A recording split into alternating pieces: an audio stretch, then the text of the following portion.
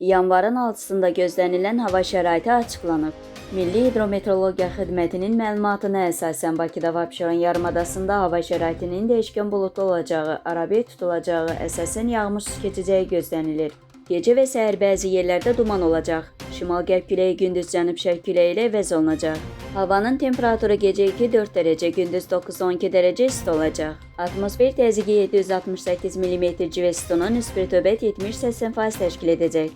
Azərbaycanın rayonlarında havanın əsasən yağmursuz keçəcəyi gözlənilir. Bəzi yerlərdə arabir duman olacaq. Mülayim qərb küləyi bəzi yerlərdə arabir güclənəcək. Havanın temperaturu gecə 2 dərəcə şaxtadan 3 dərəcəyədək isti, gündüz 11-16 dərəcə isti.